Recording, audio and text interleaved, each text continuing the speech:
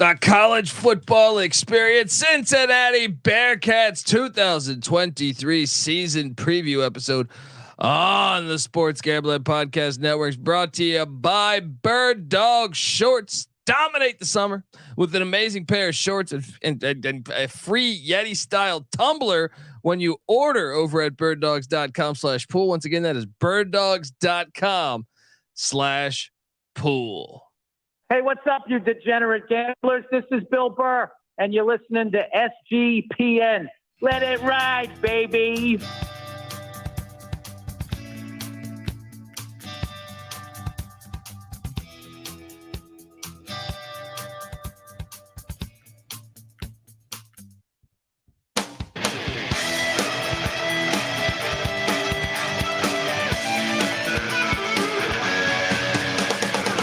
Yes, yes, yes. Woo! Welcome to the college football experience, Cincinnati Bearcats 2023 season preview episode. And I'm excited to talk Bearcat ball because they got new life as a Power 5 program. And look, we're going to talk a lot about that because, well, my guest has been lobbying for that for about 30 years. I can remember being in middle school, getting at the vending machine. I got this idiot just rattling off, information about how Cincinnati should be in the Power 5. We're going to talk all about it. But maybe you're wondering just who the hell you're listening to. Well, my name is Colby Swinging Database Dan, a.k.a.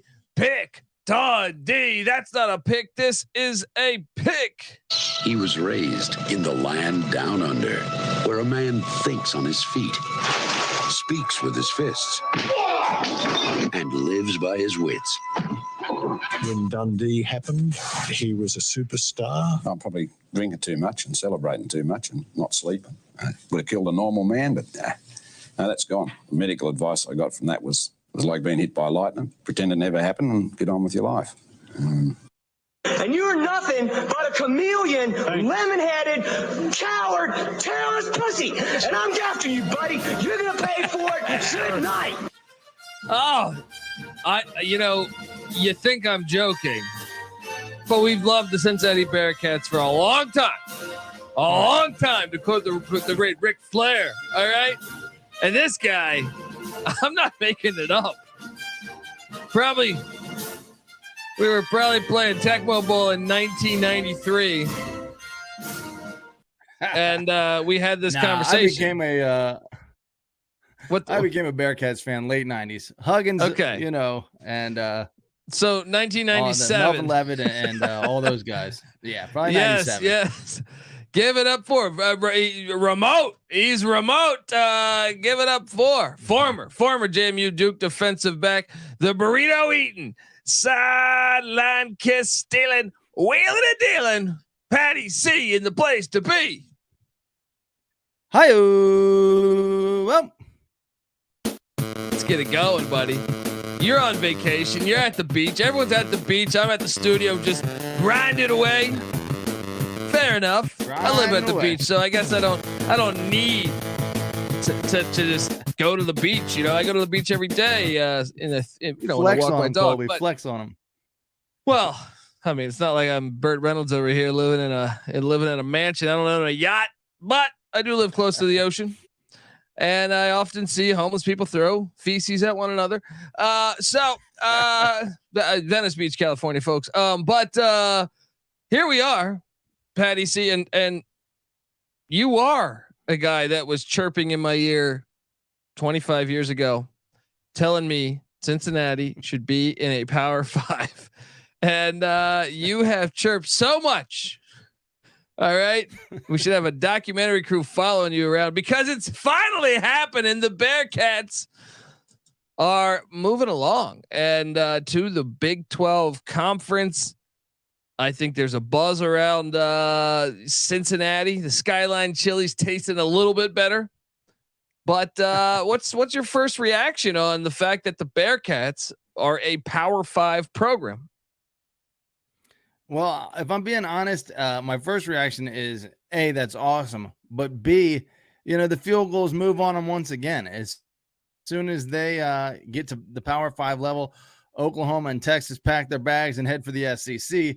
And here they are standing at the door of the most elite level in terms of now it's kind of like the Big Ten and the SEC are in a league of their own, and everyone else is looking up to them.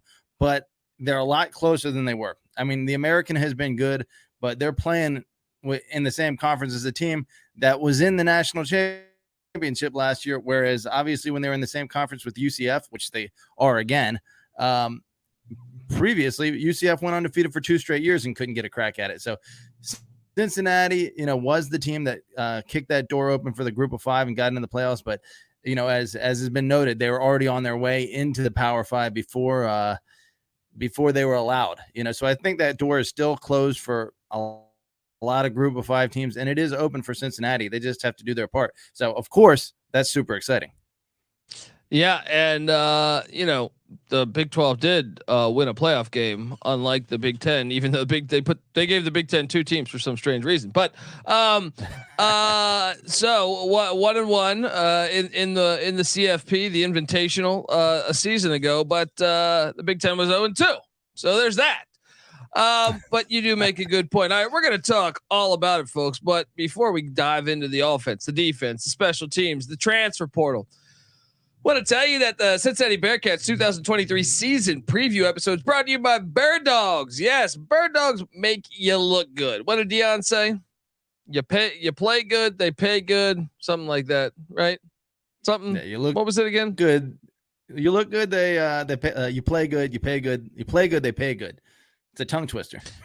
There you go. See, well, Bird Dogs does all that shit. All right, without that tongue twister.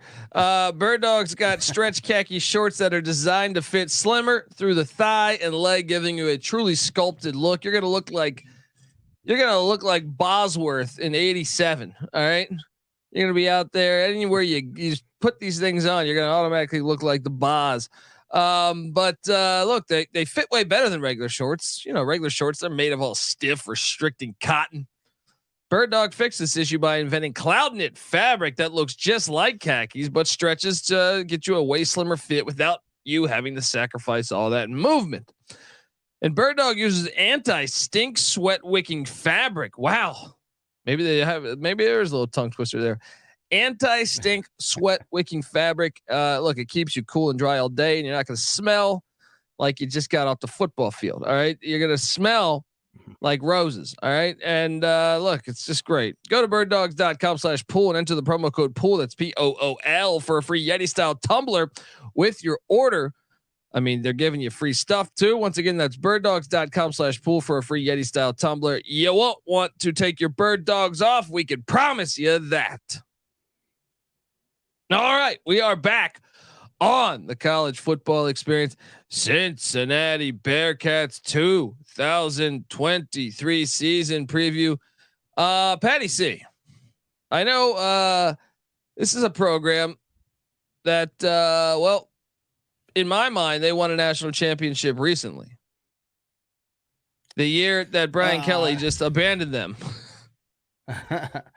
Well, they did go and play in a bowl game. They may have done that, but they had to play their bowl game. And even though they won the regular season national championship, if your coach leaves you, then maybe you got to dangle a little more money in front of his face. So I can't quite agree with you, but they were close. No. That counts as a natty if all those other bullshit ones count. They also had an undefeated season in 1885, an undefeated season in 1886, an undefeated season in 1887. You can go on and on and on about the history behind this program. I mean, they were what, a 10-1 season with Sid Gilman in 51. I'd say that I have to investigate. That might be a national championship. And then you have the 2009 season with Brian Kelly, where they were 12-0, but they lost by 27 in the bowl game. But their whole coaching staff was gone. Yeah. So go ahead. Let's go. Let's also bring up the 2 national championship wins they had in the late 50s or early 60s against Ohio State.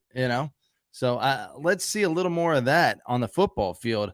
And that's the other thing that might be, the best history they have, if this makes any sense, is in front of them potentially as a football program, because now they're going to have, a little more access to this talent. And that is being reflected in the recruiting rankings presently, and only will hopefully grow for them.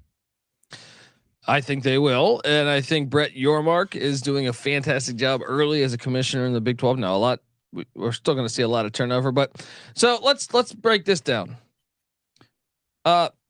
Luke Fickell's gone. He said, on Wisconsin, I'm out of here.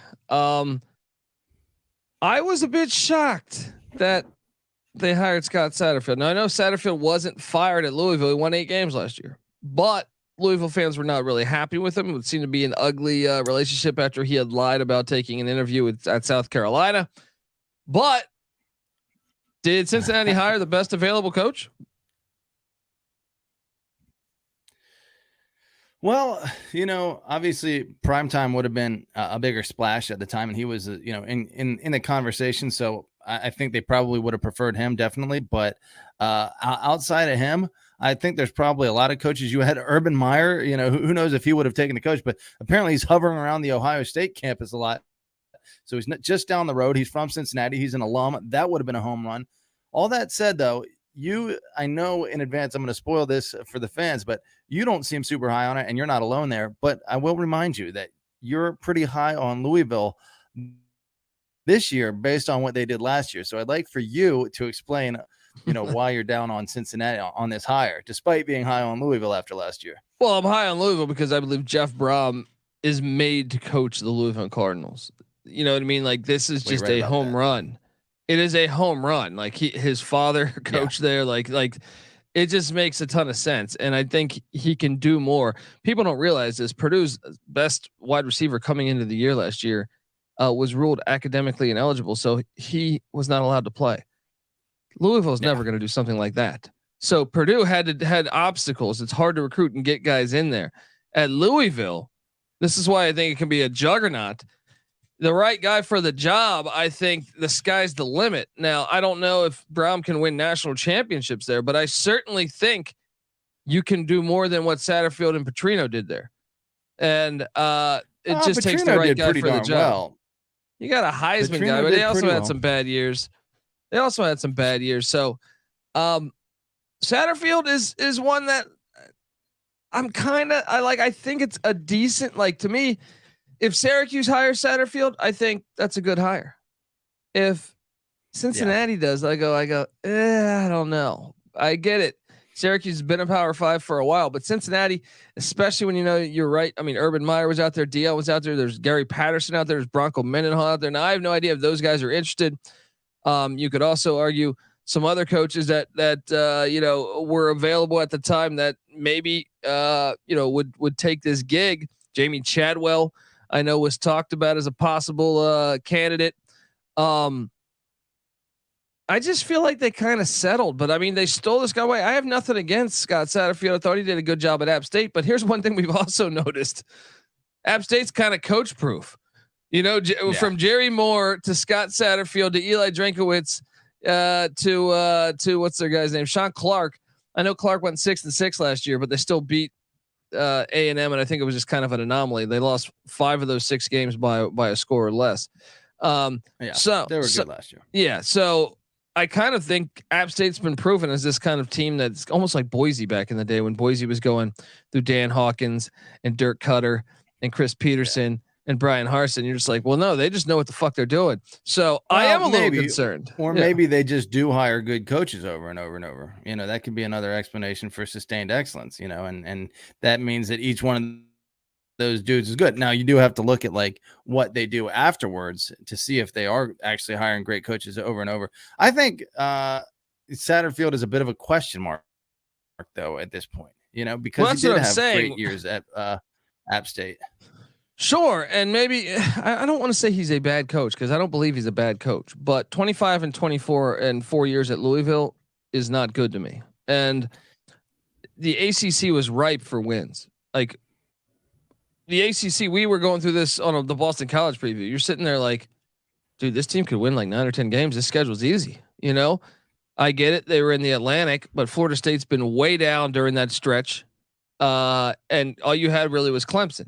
You should be better than Wake Forest. You should be better than those other schools, and they weren't. And 25 and 24 to me is not good. And then when you add in, they just added in a bunch of money to Nippert, right? They made all the financial things. They're going to be jumping into the Big 12. Excitement is at an all-time high. I thought you might want to go for more of go for the throat, the jugular. You know what I mean? As opposed to just this is one where you're just like, well, I guess, and maybe I'm wrong. I've been wrong before. Yeah. Urban Meyer and Deion Sanders, if they had got, and Urban Meyer, like you could say that's a long shot, and maybe it is, but like you're talking about a guy coming home to his alma mater, and for a dude of his quality, his stock is never going to be as low as it is right now.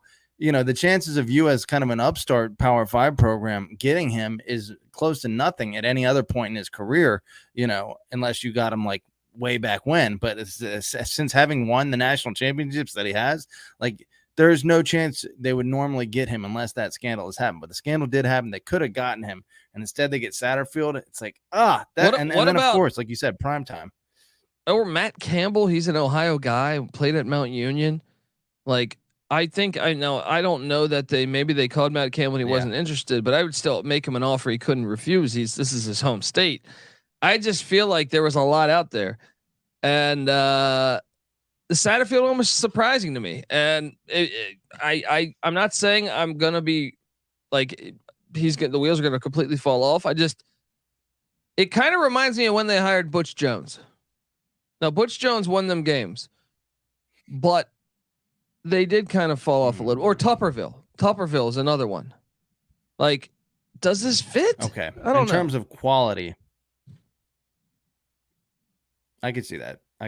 But I'm not as scared about that as you are, especially, you know, obviously he hasn't really, his 3 years, you know, obviously the COVID year, 2020, they had an off year, 4-7, but 8-5, 6-7, 7 or 8-5 really last year, and they whooped Cincinnati in the bowl game. So and a lot of those losses for Louisville last year were kind of close. So I think maybe he was finally getting it figured out, and then just decided to jump over to the next thing. Obviously, like you alluded to, like the turmoil and the lack of confidence in him, and that relationship being a little broken, it makes sense for him to jump. But if he was getting progress, like it is kind of questionable. It's a lateral move. Well, getting out of there in a fresh start, I actually agree with. If I was Satterfield, I think I would have done the same. But my point is I don't think the ACC has been very good, and you should be winning more at Louisville, in my opinion. If anything, I would argue that this is going to be a much harder gauntlet in the Big 12, week in, week out than they faced in the ACC. I mean, just thinking their division, because I know the ACC doesn't have divisions anymore, but not when Satterfield was the head coach at Louisville. He got to play Boston College, Syracuse. Who's their crossover game? UVA every year. That right there, even Wake. I know Clawson's at Wake, but I'm saying they should be winning those games. They're more. Wake has nobody. Their enrollment's like 4,000 people or something. I don't know. We'll see. We're gonna dive into it. Let's first talk about the transfer portal, because that's what I find very, very interesting, and just in general. He does bring some guys with him in the portal. He also was able to bring in his defensive coordinator with him, Brian Brown. No relation to the actor in Cocktail. Coughlin's Law, bury the dead, they stink up the joint. No one's gonna understand that reference, and I can't wait for you to be confused. Yeah, I mean, okay, so they have a new OC in Brad Glenn, who was you know where he comes in from? QB coach from Virginia Tech. What's that? The new offensive coordinator at Cincinnati is Brad Glenn, who is formerly the quarterback coach at Virginia Tech / the OC at Georgia State. Those were his last two gigs. We'll see. I don't picture Georgia State as some offensive juggernaut, but we'll see. We'll see. Let's get to the transfer portal. Departing is Ben Bryant. This guy's been in college. The passing. What? Hello. I'm a little behind here. I got a little delay here. But yeah, the passing game for Virginia Tech was like 103. So if that's the passing coordinator you're bringing in, that's not good. And their overall offense was 120. So while the defensive coordinator hire is nice with about 10 years of continuity with Brown that Satterfield's bringing over the offensive coordinator from Tech with very little experience, that is a big red flag. Yeah, Tech and Georgia State. I think he was at Tech maybe in the end of the Fuente era. But regardless, here they are, the transfer portal quarterback Ben Bryant, who I was alluding to. He's been in college since the Nixon administration. He's been at Cincinnati multiple times. He transfers out. He is now at Northwestern with Pat Fitzgerald. They also lost. See, this is where it's just killer to look at this team for this year. Linebacker Jaheim Thomas. This guy was a beast a season ago for Cincinnati. He's now at Arkansas. Wide receiver Marcus Peterson goes to McNeese. The other wide receiver Drew Donnelly goes to Texas State. Those are no big deals. Wide receiver Quincy Burrows leaves for Wisconsin. He with Luke Fickell. Offensive tackle Joe Huber leaves for Wisconsin with Luke Fickell. Wide receiver Will Paulding leaves for Wisconsin with Luke Fickell. Offensive lineman Jake Renfro leaves for Wisconsin with Luke Fickell. Those are all huge losses. Wide receiver Christian Smith goes to Western Kentucky. Wide receiver Nick Mardner goes to the Auburn Tigers. Wide receiver Jaden Thompson goes to Louisville. We'll give you Satterfield if you give us Thompson and a bunch of money for that buyout. Defensive end, this guy was a beast. Noah Potter, if you watched them last year, he was a very good player for them. He goes to NC State. Both their starting corners, JQ Hardaway leaves for Kentucky, and Jaquan Shepard goes to Maryland. They also lose kicker Ryan Coe to North Carolina. They got absolutely destroyed in the portal. Like the best players on their team are gone. Incoming, not a good look there. Yeah. Which is, I mean, in coaching these days, that happens when a coach leaves. He brings like just a gigantic roster, and then other players leave. But incoming, he does bring some of his guys with him, and that's if there's a reason to be excited about the future. I would say this could be it. He brings offensive lineman Luke Kendra from Louisville. He brings linebacker Dorian Jones, who, was one of their better defensive players a year ago. That's a big get. Also, Dee Wiggins and Braden Smith, two wide receivers that I liked at Louisville, jump over to Cincinnati. So they have that.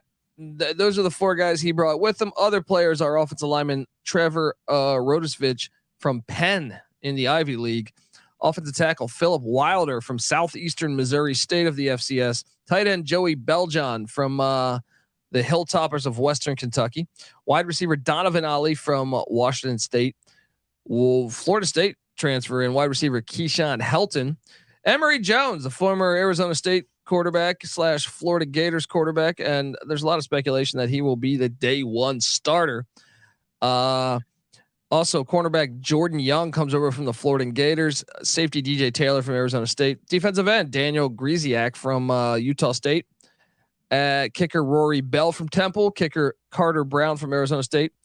Cornerback George Udo from BYU. Wide receiver Aaron Turner from UConn. Wide receiver Xzavier Henderson from Florida. Defensive end Kyrie Moiston from Virginia Tech. And offensive tackle DeAndre Buford from Kentucky.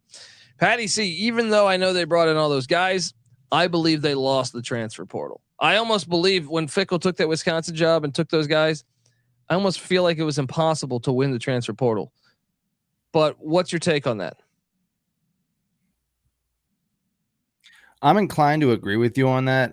Look, it's partially like, tinted by the fact that they have so few returning starters that it just seems like, the transfer portal has left this roster, without any continuity or experience altogether. Maybe though, the talent they brought in was just as good or, better than the talent that left. I don't think so. I don't think that's the case either. I think they just lost in the transfer portal, and that's kind of bound to happen a little bit. That said, I don't think they got annihilated just because Satterfield was able to bring a couple guys over. But yeah, I expect the talent to be, a little less, capable, and obviously they're to be less. What's the word I'm looking for? Cohesion. Not going to be as cohesive. Yeah, exactly. Yeah. Also, I forgot to mention wide receiver Sterling Buckhalter from North Carolina A&T. Terrell Furman Jr.'s guys. Subscribe to the NBA Gambling Podcast. So I know I can rattle off the numbers from last year, and I will just for numbers' sake. They were 58th in scoring offense, 93rd in rush offense a year ago, 54th in pass offense, 60th in total offense. I don't know if any of that means anything because we have a brand new offense coordinator and Scott Satterfield, but I can tell you this: Emory Jones, it seems to be the starting quarterback there, and it was interesting that I was going through our friend. I have many sources that we kind of use on trying to forecast what the lineup will be, and I know some that just talked to Cincinnati head coaches, and they're saying that Emory Jones is going to be the day one starter. I was surprised to learn though that Evan Prater, 3rd or 4th on the depth chart currently, so not even the backup from what I understand. Is Emory Jones capable of leading? What do you make of him at quarterback? And should Bearcat fans be happy or upset? Well, I think with Scott Satterfield's system, they're going to use a dual threat. I think that, he's obviously capable of being the trigger man in that system. 1,300 career rushing yards, 5,000 career passing yards.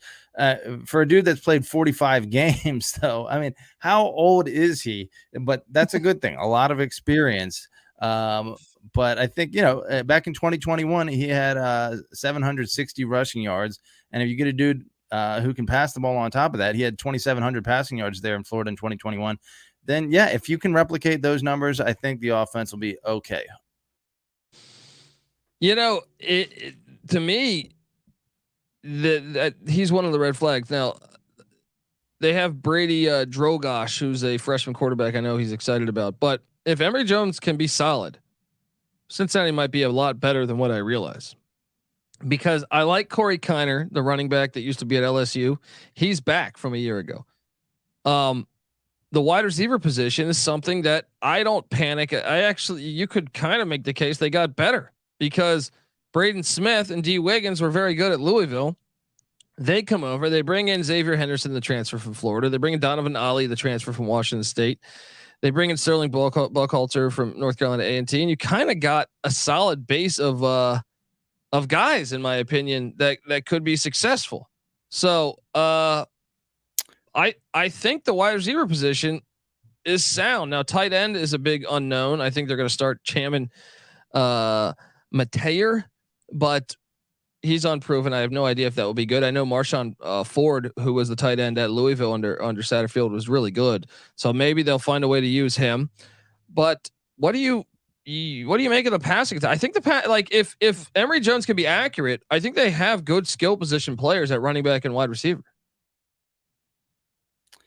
Yeah, I mean, and I think that they've had good players, but they haven't had like NFL caliber offensive players. Say what you will about the quarterback position. Drawing a blank on the Falcons QB's name for some reason, but Ritter. He was good. He improved drastically, but he's still not like an NFL stud. And so I don't think they've had many of those on the offensive side of the ball. So I think from a talent standpoint, they're probably pretty similar to where they have been. It's just about whether Satterfield can make it work with what he's got. Now, the other red flag for me, I actually think, you're right. And I think the receiving core is slightly improved. This is the red flag to me, though. The offensive line. You only bring back 2 of 5. D'Artagnan Tinsley's back at the left guard spot. Gavin Girdhart is back, sophomore, at the center spot. Besides that, everyone's new. And he brings in Kendra from Louisville. So that's okay. You kind of got 3 guys.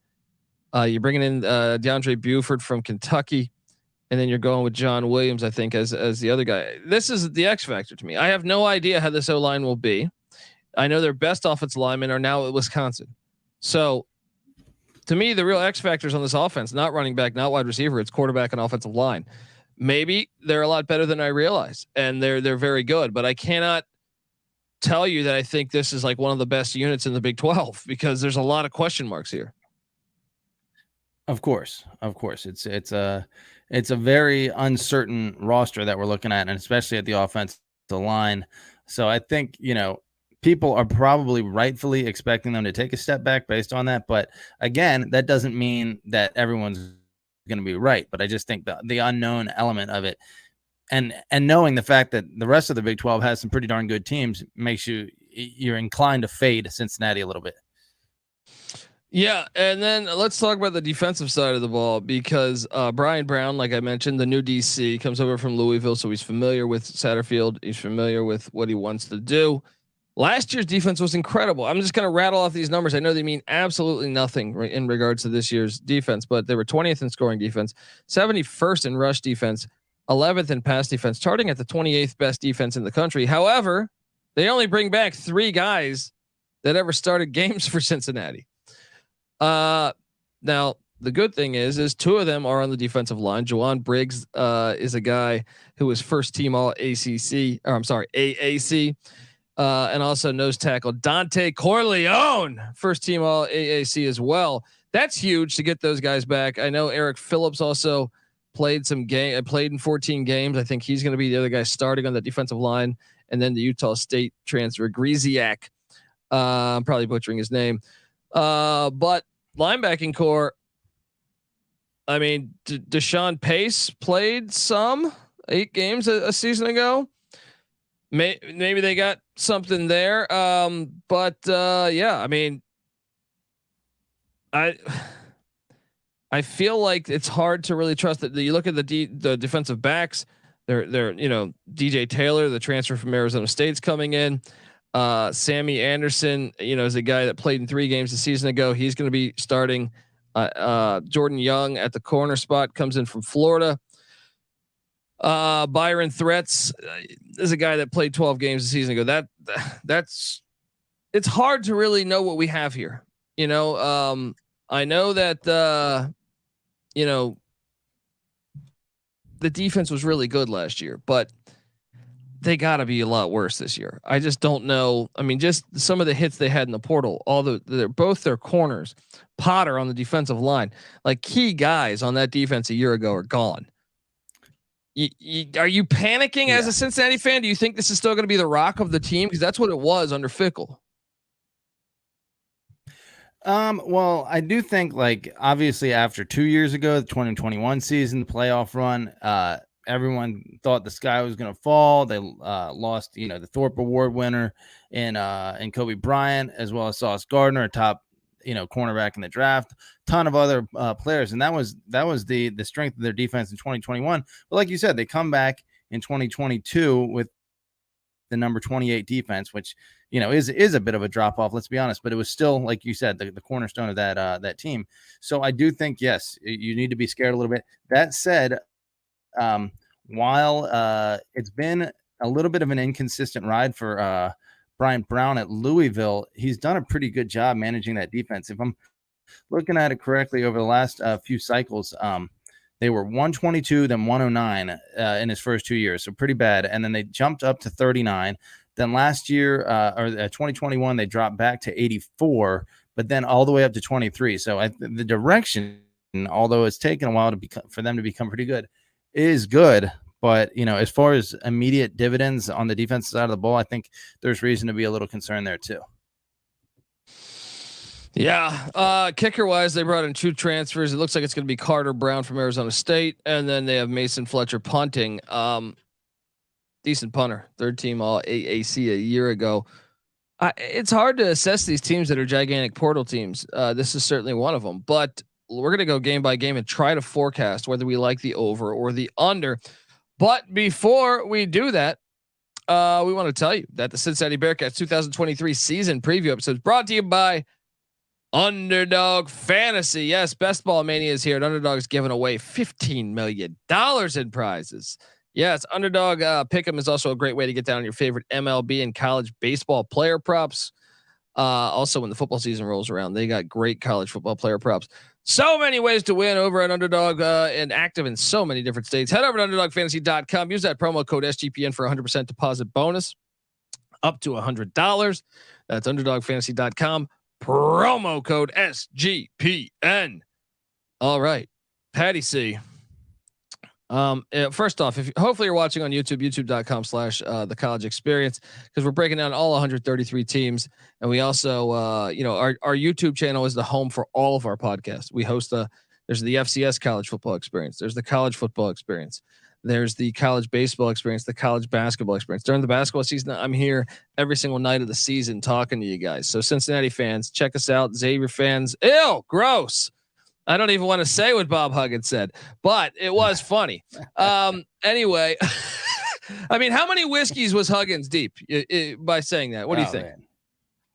I mean, on the nightly, I feel like did you hear what his daughter said? Like, he's blowing a .21 like all of us do. That's a family thing they're doing over there. Yeah, I don't know what's going on, but I was not expecting that this offseason. But hey, Cincinnati fans, we loved when Huggins was there, when they had Van Exel, Damon Flint. I feel like all those guys. So check out the college basketball experience. As my co-host on that show, is Moneyline Mac, who was a coach with Huggy Bear and Frank Martin. So check that out. But yes, here we are talking Cincinnati to the Big 12. Patty C. I'll say this. Well, first, if you're watching on YouTube, you see the win total right there. You see the graphics. Win total's at 5.5, right? Well, my first thought would be, damn, that's low for a team that has been just 2 years ago in the CFP. What about you? What's your first thought on that? Well, then if you dive, what's that? I 100% agree. I think it's kind of ridiculous, but I guess you have to factor in everything. Well, then when you dive in to like the fact that one of the things I first noticed when I looked at the schedule was that they avoid Texas, Kansas State, and TCU. Kansas State and TCU played for the championship last year. TCU played for the national championship last year. Texas is the preseason favorite to win the Big 12 again for the 3,000th time, even though they can never win it. So you gotta like that. I think if you're a Cincinnati fan, I mean, maybe you wanted Texas because that'll be the one time you get to play them, because they'll probably duck you. But yeah, let's get to it. Week 1, Patty C. Satterfield era starts with a big FCS opponent, an FCS opponent that made the FCS playoffs a year ago, an FCS opponent that has FBS aspirations, an FCS opponent that did beat an FBS a year ago in Bowling Green. Who made a bowl game? Bowling Green made a bowl game. Eastern Kentucky, the Colonels coming into Nippert. What are you doing here, dude? If he loses this game, when you have that many transfers, when you have that many transfers, I always worry, like with Dion or Dillingham at Arizona State, or Dion at Colorado, or in this case Satterfield at Cincinnati. I'm like, well, how will they look in September? Absolutely. I think you have to be really careful with this game and take it really seriously. I'm sure that Satterfield is, being at his first game there, he wants to put on a show. But Eastern Kentucky, did they keep coaching continuity? I know, weren't they the team that was throwing the ball all over the field?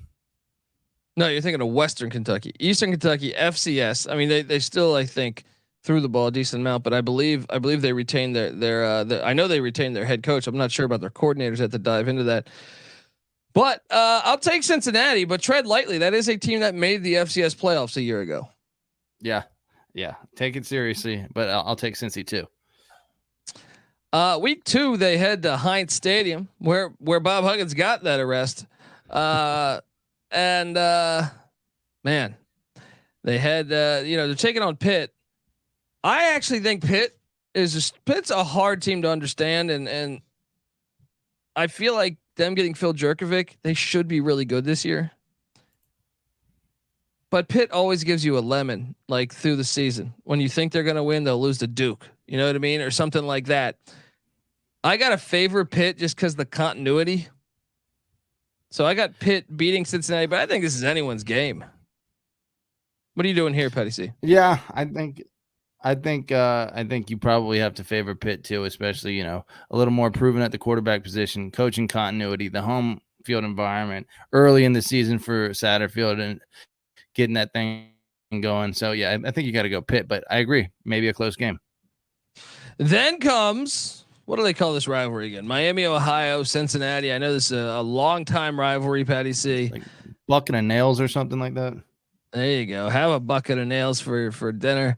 This Miami, Ohio has got Blaine Gabbert, his brother Brett Gabbert, who almost transferred out. He transfers back or goes in the portal, comes back to Oxford, Ohio, home of the original Jaeger bomb. And I mean, this is another one where I'm like, with all this turnover, if you're Miami, Ohio, you're thinking like, man, we've got our ass kicked recently in this rivalry.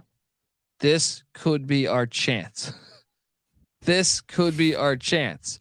Now, I'm still taking Cincinnati, but I expect it to be closer than it's been in years. What are you doing here? Yeah, this is their all-time most played rival, Cincinnati, and they only lead the series 60-59 with 7 ties.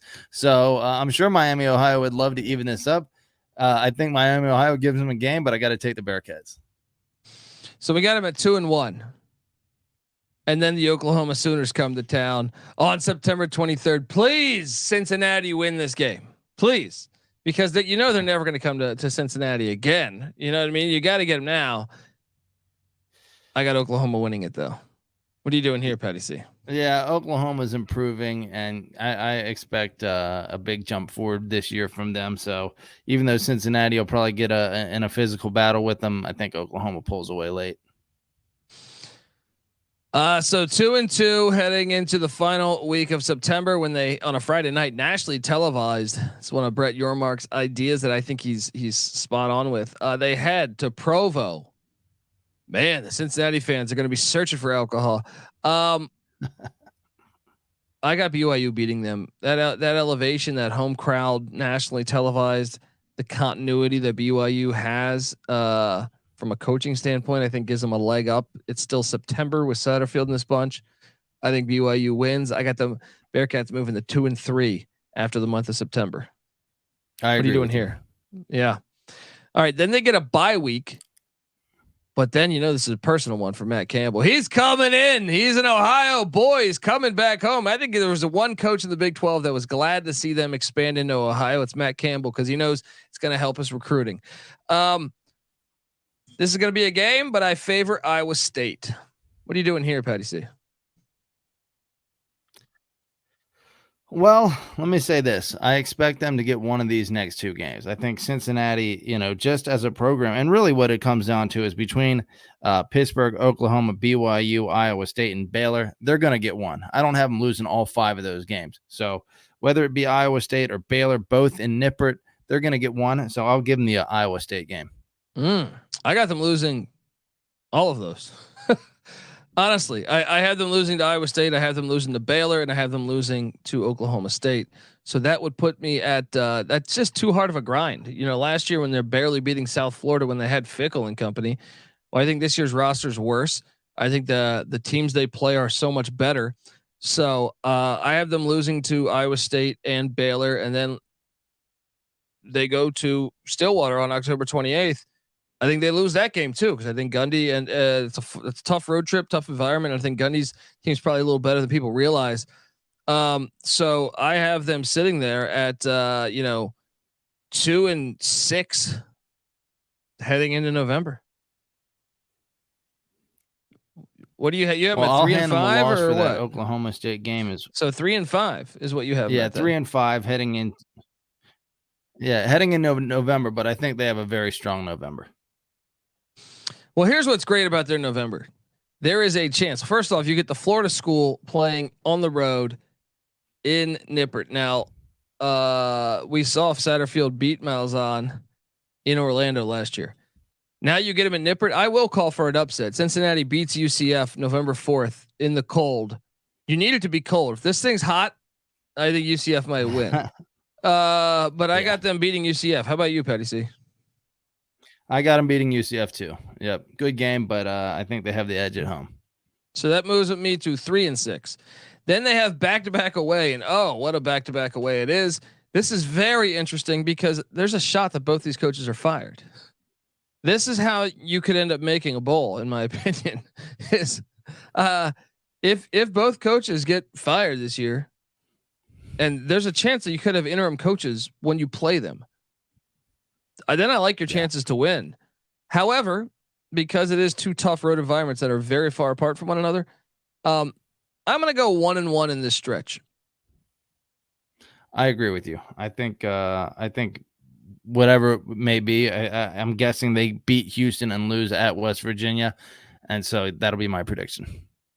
So then you have them at 5 wins. I have them at 4 wins. Then they come home to take on the Kansas Jayhawks. I have Kansas beating Cincinnati. So I have them going 4-8. And Patty C, this is a make or break one for you on the win total. What are you doing here? Well, I have them beating Kansas at home. And not only that, I think we are just kind of giving Cincinnati the lowest chances to win these games, assuming that it's going to be a rough transition. But that is completely ignoring the success that they've had recently. And if this team is anywhere near the team they've been in recent years, it was take the last 3 years, 12, 11, 9 wins over the last 3 years, then the upside, if they are good, is very high. But I think you have to assume a step back is going to happen. So I say 6-6 bowling is the floor for this team. See, but to me, even if they had Fickle, let's say Fickle would have stayed, I still think you look back at last year, they had a 4-point win against a 1-11 team. They beat SMU by 2. SMU was decent. But they're not as good as the middle of the Big 12. They beat ECU by 2. They beat, they just, to me, they lived on the edge a lot. And I don't think they're going to have that freedom this year. I think the Big 12 is underrated as a conference nationally. So I expect them to struggle. I think 4 wins. And even with that, yes, could they knock off Iowa State or Baylor? Yes, but they also could lose some of those games I was giving them as well. So, well, you say that, but listen, they played at the same time. They played some of those bad teams close. They played Arkansas. They probably should have beaten Arkansas, the same Arkansas team that, lost to A&M by 2, beat Auburn, whooped BYU, beat Ole Miss. So I think, Cincinnati, based on last year's team, would have played decently in the SEC. No, see, I think it's easy to get up for one game. Week in, week out, when you show the consistency, the difference to me between like when you go look at that certain teams, like the perfect example would be like the Boise teams that were undefeated. They were blowing teams out, everybody on their schedule except the Power Fives. And the Power Fives happened, they would still find a way to win. That's a red flag to me. When you're barely beating a 1-11 team, that's a red flag to me on how good are you really week in, week out? You kind of in cruise control. We'll see if you can do it each week, because the Big 12 I think it's an underrated conference. I really do. I feel like their middle is better than anyone else's middle. Or their bad is better than anyone's bad, I should say. Since Leipold went to Kansas, I feel like the floor is much higher than all. You look at the Big 10, you're like, man, Northwestern lost to Southern Illinois last year in the FCS. You know what I mean? Northwestern didn't win a game in America. You got Rutgers in that thing. You got a lot of trash on the floor, right? Well, the Pac-12 had trash on the floor last year with Colorado and Stanford and Arizona State. The ACC always has trash on the floor, I feel like. And the SEC has Vanderbilt. That's trash on the floor. The Big 12, since Leipold's got Kansas playing ball, I feel like there's no trash on the floor right now. So maybe. I don't know. It's going to be a gauntlet. I'm on the under. Patty C's on the under. That's his team, and he's on the under. I'm on the over. No, I'm on the over. Oh yeah, that's right. So you went 6-6. Good luck, buddy. Yeah. Good luck, buddy. I'm gonna lock this. because I think everyone's sleeping on Satterfield. Everyone's saying, okay, he doesn't have it. I think everyone's sleeping on Cincinnati's program. I think everyone is assuming that this thing is going to drop off a cliff, but I think that's the doomsday scenario. And if you're basing your prediction on the doomsday scenario plan out, then you're undershooting this team's value. And I think Cincinnati might get 8 or 9 wins this year. Wow. So what is you got a little rum punch over there on the beach? What the hell's happening over there? I'm just curious, what games will they be favored in this year? Eastern Kentucky, Miami, Ohio, we know. Yeah. After that, Iowa State's a maybe. I don't think they'll be favored against Baylor. UCF's a maybe. And then I guess if those coaches get fired, maybe. But if those coaches aren't, I kind of expect them to. What's that? Week to week, I think you're gonna. It depends on how those other teams are doing and how Cincinnati's doing. If Cincinnati's winning and those other teams are losing, I do think Cincinnati will be. But before the season, I think right now I think you're right. I think most people are assuming that they'll be favored in like 4 or 5 games at most. Yeah, I'm on the under. I feel pretty damn good about it. We might have a lock battle on our locks episode. But look, hey, hello, I'm on the under. He's on the over. But before we get out of here, man, I got Michael Barker, aka College Football Campus Tour. I just got to record an interview with him recently about his experience to the great Nippert Stadium, one of the older stadiums. So in college football. So here is that. And so without any further ado, Michael Barker. Joining us on the College Football Experience Cincinnati Bearcats 2023 season preview episode is, I think the world knows him as College Football Campus Tour. I know him as Michael Barker. You should be following this account because if you like college football, this is your heaven here. At CFB Campus Tour on Twitter. And the guy goes to like every football game that's ever happened in the past few years. Give it up for Michael Barker. How you doing, man? I appreciate the introduction. I'm so happy to join you again, Colby. Yeah, and here we are talking Cincinnati. I know that there's a huge buzz around the Cincinnati area. You know, obviously, wasn't that long ago that this team was in the Conference USA. I mean, I remember in the late 90s watching them, beat they had a big win once against Syracuse, but besides that, like, they were not a very good football team, but now they find themselves in the Power 5 in 2023. And Nippert Stadiums came a long way, apparently. How was your experiences there? And tell me about Nippert. So you're right. I mean, the dominoes with Texas and Oklahoma have, had big effects of the college football landscape. And I think the Big 12 did an incredible job with the teams they added. One of them is Cincinnati. We know that they went to the playoff 2 years ago as the first G5 to make it. So everything's looking up for those guys. As far as the stadium, it opened in 1915, had 15,000 seats. Today it has 40,000 seats. It's actually the oldest site for FBS football. In 1901, it was called Carson Field, and they started playing on that site. Bobby Dodd at Atlanta, or at Georgia Tech in Atlanta, is the oldest stadium, but the oldest site for FBS football is in Cincinnati. The Cincinnati Bengals used Nippert in 1968, 1969 when they joined the AFL. And the Brian Kelly, the coach who's now at LSU, formerly of Notre Dame, he lobbied hard in the mid-2000s to expand the stadium. They expanded it in 2013, 2014 to its current capacity, and they ended up playing the 2014 season at the Cincinnati Bengals Stadium. So a lot of things happening in Nippert. Yeah, and who'd you see when you went to go see Cincinnati? So I think I saw maybe one of the biggest games ever at Nippert. It was 2019 UCF at Cincy. I want to say it was a weeknight game, and it was the second largest crowd in the history of Nippert, only by 3 seats. So essentially the largest crowd ever. UCF had just come off, 2 great years in 2017, 2018. They had a 19-game conference winning streak, and they had scored 30 points or more in 31 straight games. And the student section showed up. It was bananas, and they ended up knocking off UCF 27-24. And everybody rushed the field, and for me, it's one of 10 FBS stadiums that I've rushed the field at. So amazing experience back in 2019 at Nippert. Absolutely fantastic.